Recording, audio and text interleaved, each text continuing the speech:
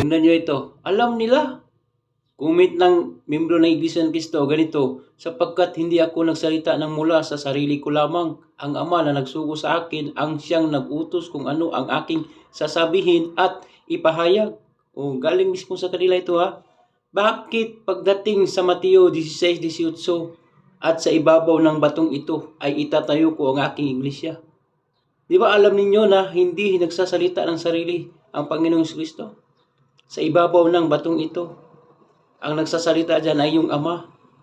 Sa ibabaw ni Kristo, sinabihan si Pedro, kung iatras natin sa 17, mapalad ka, Simon Barjona, sapagkat hindi ipinahahayag sa iyo ito ng laman at dugo, kundi ng aking Ama na nasa langit. O nakapagpahayag si Pedro na mula sa kanyang Ama, na nagsabi, sa ibabaw ng batong ito, sa ibabaw ni Kristo, itatayo ko ang aking iglesia. Kaya, hindi salita ni Kristo ang Mateo 16:18, kundi sa Ama.